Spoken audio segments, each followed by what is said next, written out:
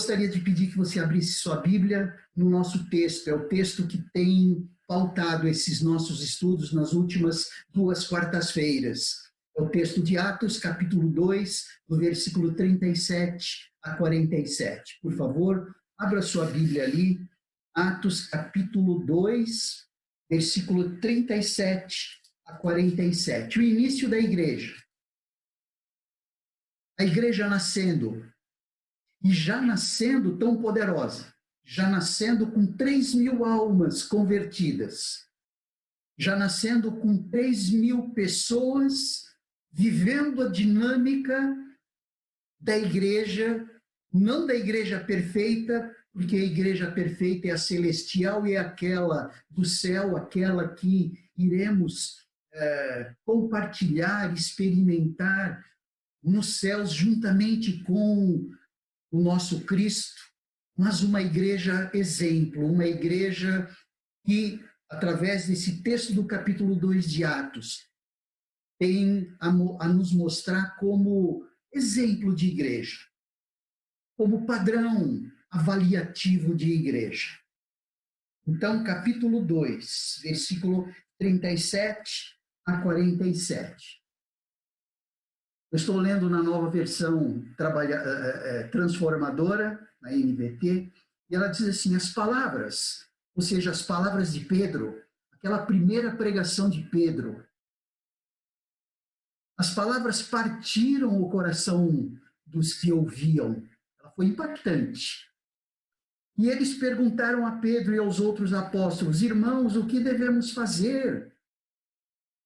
Pedro respondeu, vocês devem se arrepender para o perdão de seus pecados. E cada um deve ser batizado em nome de Jesus Cristo. Então receberão a dádiva do Espírito Santo. Essa que nós já recebemos. Essa promessa é para vocês, para seus filhos e para os que estão longe, isto é, para todos que forem chamados pelo Senhor nosso Deus. Leia-se, eu, você. Pedro continuou a pregar, advertindo com insistência a seus ouvintes, salvem-se dessa geração corrompida. Os que acreditaram nas palavras de Pedro foram batizados. E naquele dia houve um acréscimo de cerca de 3.000 pessoas. Que colheita incrível! Que colheita!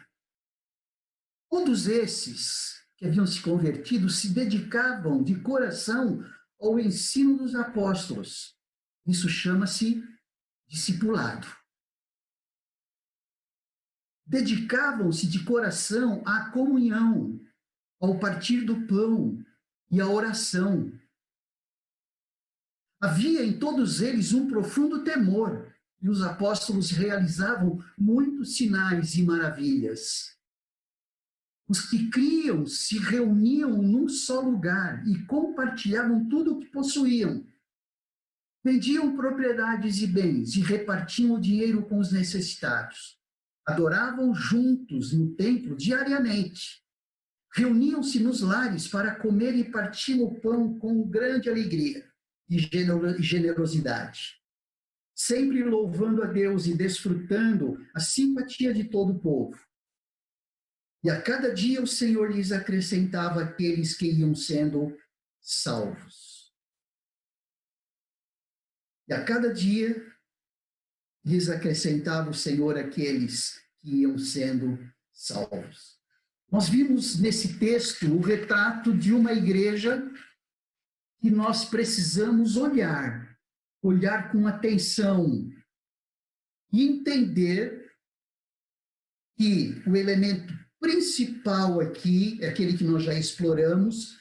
Nós ouvimos a palavra assim como eles ouviram, ficaram impactados assim como ficamos impactados. É só você lembrar-se do dia da sua conversão. Aproveito e lembro da minha.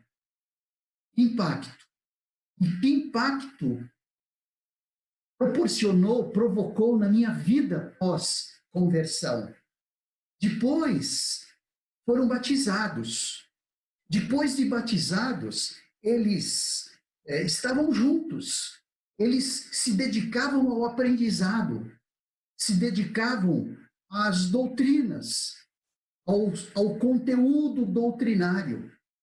Leia-se tudo aquilo que nós aprendemos nos evangelhos, tudo aquilo que nós aprendemos através das cartas de Paulo, tudo aquilo que nós aprendemos através da carta escrita pelo escritor de Hebreus, todos aqueles ensinos que Tiago nos ensinou na sua carta, todos os ensinos de Pedro, todos os ensinos de João, todos os ensinos de Judas, todos os ensinos do livro de Apocalipse que temos estudado aos domingos.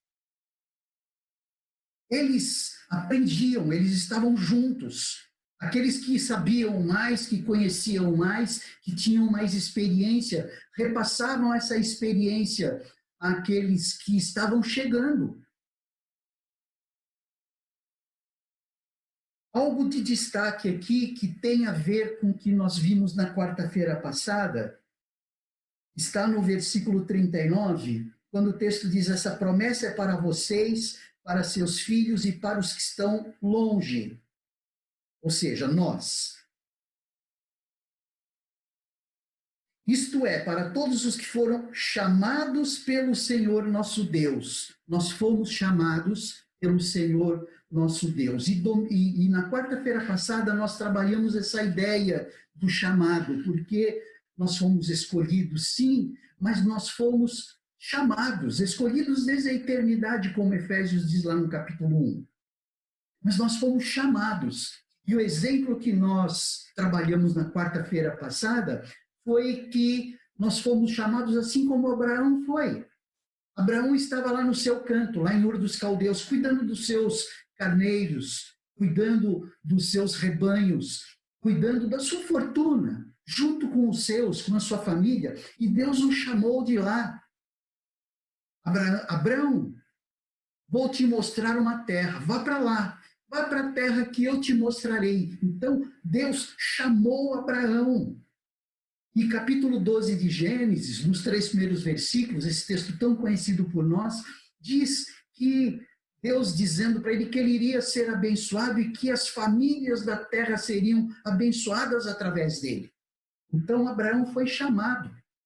É esse mesmo conceito, nós fomos chamados, assim como Abraão foi chamado. Eu estava no meu canto, eu estava vivendo a minha vida, eu tinha os meus projetos pessoais, eu tinha os meus planos de vida, mas Deus mudou literalmente todos os meus planos de vida.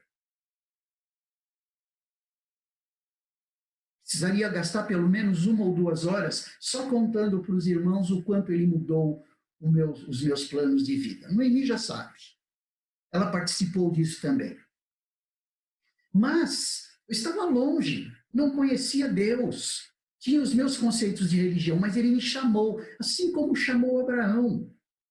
Chamou Abrão.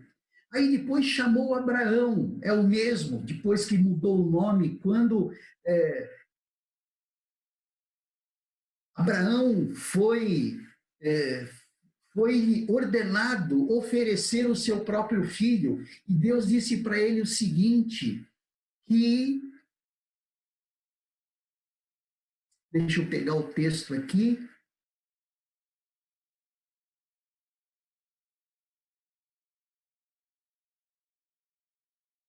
A tua descendência, no capítulo 22 de Gênesis, a tua descendência será bendita, ou serão benditas, em tua descendência serão benditas todas as nações da terra, porque obedeceste a minha voz.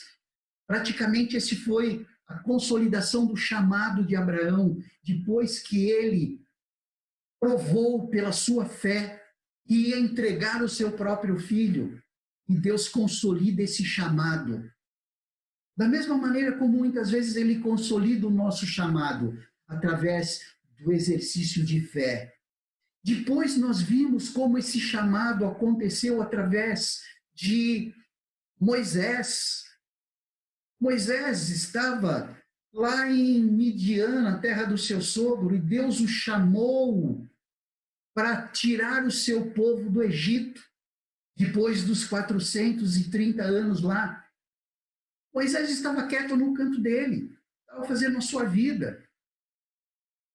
Já tinha lá os seus filhos, já estava com 80 anos e Deus o chamou. Então, são alguns exemplos de chamado, e Deus chamou todos aqueles a quem ele quis usar e ultimamente nos chamou, mediante a morte e a ressurreição de Jesus. O propósito de Deus é chamar do mundo um povo para si mesmo, remi-lo do pecado e conceder-lhe a salvação prometida. Aí nós já estamos falando diretamente de nós. Deus, através da morte e da ressurreição de Jesus, me chamou para quê? Para me remir, para me perdoar dos pecados, para me conceder salvação. Mas para quê? E aí é que nós vamos estar desenvolvendo alguma coisa de maneira diferente hoje. Para que Deus nos chamou? Chegou um momento no Novo Testamento em que nós entendemos o chamado, nós já entendemos o que significa esse chamado, entendemos que Deus nos chamou, primeiro, no sentido espiritual, ele nos chamou para pertencer a Cristo. Ele nos chamou para pertencer a Ele. Nós vimos isso em Romanos, no capítulo 1, versículo 6, que diz assim: e vocês estão entre esses gentios, e literalmente porque nós não somos judeus, e essa palavra está sendo para nós, e vocês estão entre esses gentios chamados para pertencer a Jesus Cristo. Versículo 6 do capítulo 1 de Romanos. Então, no sentido espiritual, nós somos chamados para pertencer a Cristo. Estamos construindo todo um argumento que nos fará entender como viver igreja em tempos limitados como estamos vivendo hoje. Como viver igreja em tempos onde estamos partindo para um outro normal, ou para um novo normal, mas que esse novo normal precisa ser uma consolidação, precisa ser o normal antigo, mais potencializado ainda, mais caracterizado ainda, mais seriamente entendido e vivido por nós. Por quê? Porque nós somos chamados para ser de Jesus. Antes nós não éramos de Cristo. Nós éramos do Senhor desse mundo, éramos das trevas, estávamos afastados de Deus, sem salvação. Mas Deus nos chamou para sermos de Cristo. Então, no sentido espiritual, em primeiro lugar, de maneira básica, a mais principal de todas as maneiras, é que nós fomos chamados, entendemos o sentido de chamado, e chamados para sermos de Cristo. Não só para sermos de Cristo, mas para termos comunhão com Ele. Olha só que encadeamento lógico, só para nós entendermos. Nós somos chamados para sermos de Cristo. Mas nós somos chamados para responder a esse chamado para sermos dele. Porque Jesus disse assim: olha, agora você é meu. Eu te comprei. O preço foi alto. O preço não foi prata e ouro, como Pedro nos ensina. O preço foi o sangue derramado ali na cruz. Mas qual é a resposta? A resposta é para que nós tenhamos comunhão com Ele, comunhão com Cristo, intimidade com Cristo, proximidade com Cristo, vivendo para satisfazer a sua vontade e não a nossa. Então, de maneira espiritual e básica, estrutural, nós fomos chamados para ser de Cristo, 1. 2, nós fomos chamados para ter comunhão com Cristo. Como diz o texto de 1 Coríntios 1:9, que diz assim: Deus é fiel. E ele os convidou a ter comunhão com seu Filho Jesus Cristo, nosso Senhor. Nos convidou. Você vê, o nosso Deus é um gentleman. Ele não impõe nem isso, ele nos convida a termos comunhão com ele. Ele simplesmente podia dizer, agora você é meu escravo, e por favor, fique aqui juntinho de mim, mantenha comunhão comigo. Não. E ele os convidou a ter comunhão com seu Filho, Jesus Cristo, nosso Senhor. Então, se nós não entendermos esses dois aspectos estruturais do porquê nós fomos chamados, nós não vamos entender o que significa ser igreja. Então, esses dois elementos são básicos. Mas, agora, no sentido concreto, não no sentido espiritual só, no sentido concreto. Nós fomos chamados para estar juntos uns dos outros. Olha só, nós fomos chamados para sermos de Cristo, nós fomos chamados para termos comunhão com Ele. Isso tem a ver com um relacionamento vertical, mas nós fomos chamados para estarmos juntos no sentido horizontal. Quando Jesus institui esse povo, esse seu povo, esse grupo de pessoas, ele o chamou igreja. O original é uma palavra muito simples e que dá para a gente imaginar que ele está falando da igreja. Eclesia. Eclesia é a palavra que no original que traduz igreja.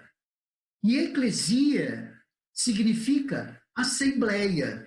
Então, no grego, inclusive em literaturas não religiosas, a palavra eclesia é usada para reuniões. Para reuniões. No grego, o congresso, a reunião no congresso é uma eclesia.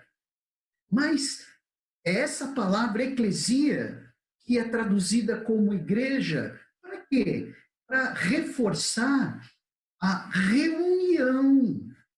Olha só, em tempos de pandemia, em que o estar juntos não está muito evidente e que pode estar fortalecendo na mente e no coração de alguns que igreja não é necessária.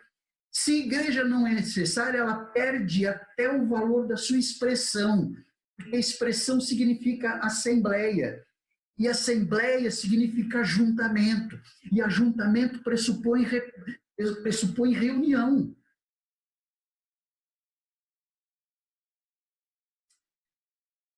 Um teólogo chamado George Led, ele diz assim, Jesus considerou seus discípulos como núcleo de Israel, aquele que aceitou sua proclamação do reino de Deus e que, por essa razão, formou o verdadeiro povo de Deus. Então, ele chama de o verdadeiro povo de Deus a eclesia, essa reunião, essa igreja, e concretamente, visivelmente, essa reunião de pessoas. Então, aí a gente já vai percebendo que não tem sentido eclesia sem reunião, sem ajuntamento. E aí ele continua.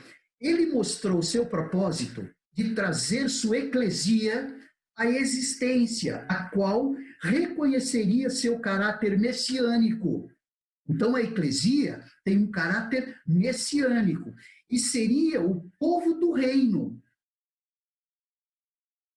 E, ao mesmo tempo, sua agência e porta-voz no mundo. Olha só, essa eclesia que era com caráter messiânico, messiânico por quê? Porque ele seria o povo do reino e, ao mesmo tempo, sua agência de divulgação, em que essa agência seria o responsável, o porta-voz do reino de Deus no mundo. Então, quando estamos juntos, nós somos os porta-vozes. A gente vai ver também um pouquinho mais à frente, mas a ideia é entender a igreja como o lado concreto do reino. As pessoas olhando a igreja veem o reino. As pessoas vendo o procedimento da igreja, ou seja, não do templo, o procedimento das pessoas, eles veem o reino. Olha só que responsabilidade. Então, no sentido concreto, nós fomos chamados para estar em comunhão com Deus, mas juntos no sentido horizontal, como igreja. Essa assembleia, essa reunião de povo, esse elemento visível do reino, precisa ser reconhecida pela sociedade. Abra sua Bíblia, por favor, em Deuteronômio capítulo 4. Abra lá em capítulo 4 de Deuteronômio, nós vamos ver um texto interessantíssimo. Lá no início da revelação de Deus. Olha só o que significava o ajuntamento olhando para o Antigo Testamento. O que significava o ajuntamento do povo de Deus lá no Antigo Testamento. Em Deuteronômio, no capítulo 4, do versículo 8 ao versículo 10, ele diz assim, Deuteronômio capítulo 4, versículo 8 a 10.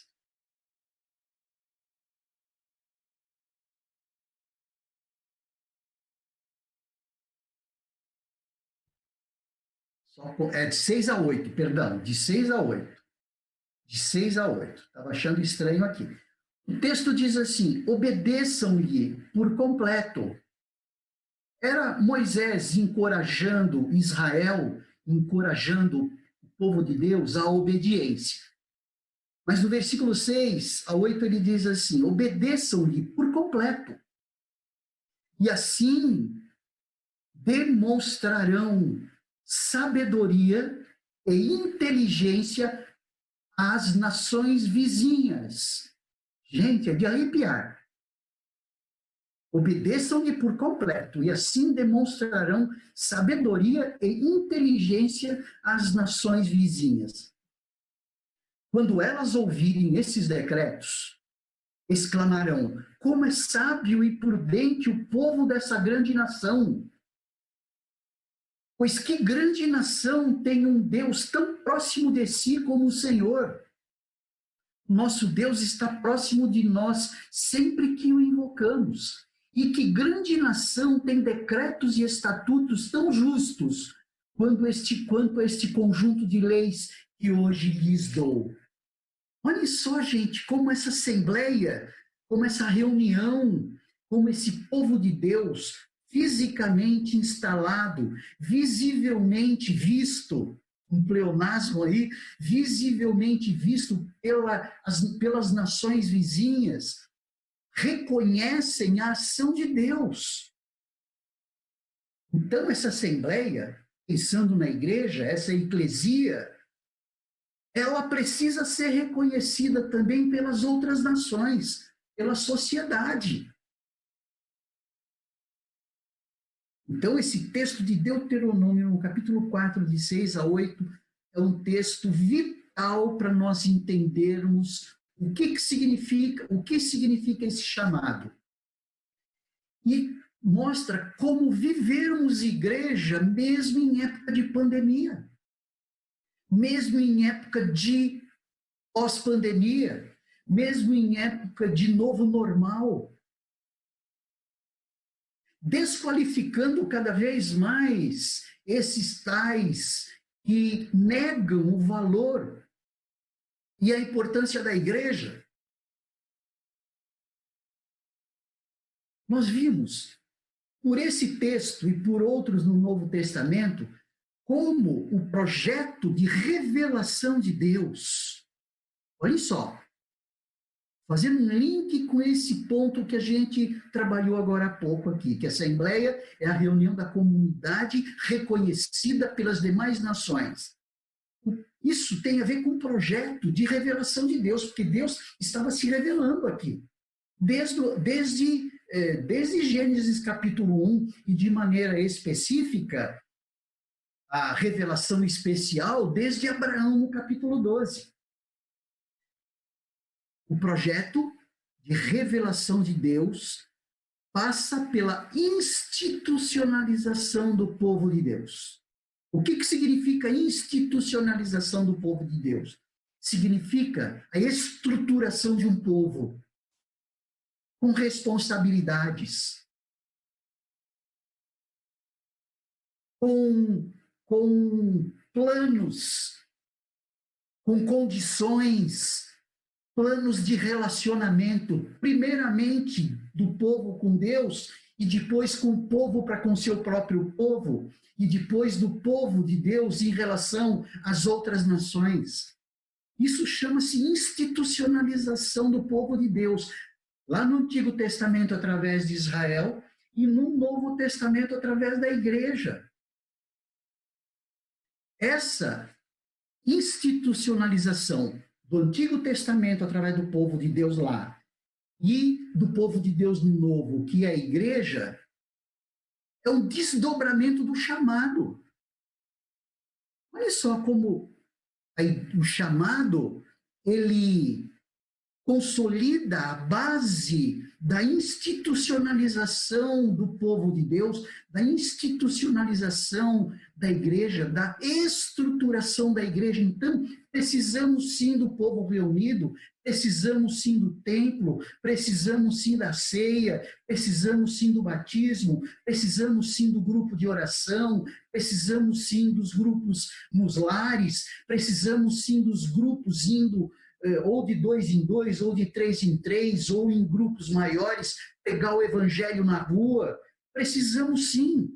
É a igreja sendo visível. Precisamos sim de pessoas que vão cuidar das necessidades físicas dos que têm tantos problemas e não têm muitas vezes o que comer. Isso é a institucionalização, é a estruturação da igreja, é a igreja visível. Muito mais do que igreja visível, é o reino de Deus visível na terra. As pessoas veem a igreja através do que essa igreja incorpora.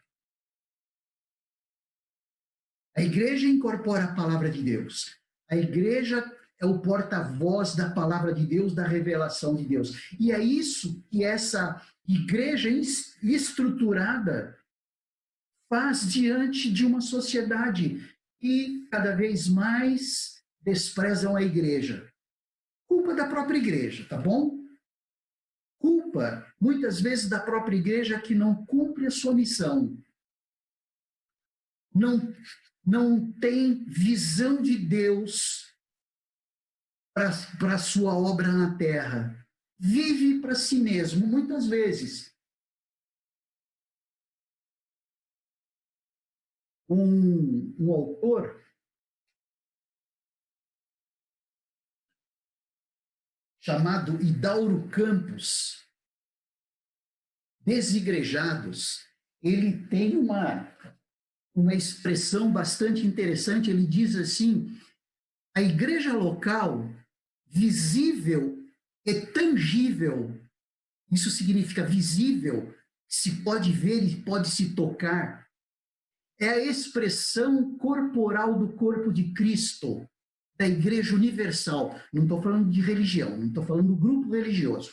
A Igreja Universal, a Igreja de Jesus. A igreja local, a Igreja Batista Vida Nova é uma igreja local. A Igreja Batista Boas Novas é a igreja local. As igrejas locais, visíveis e tangíveis, são expressões temporais do corpo de Cristo. Portanto, templos, endereços, reuniões e liturgias são apenas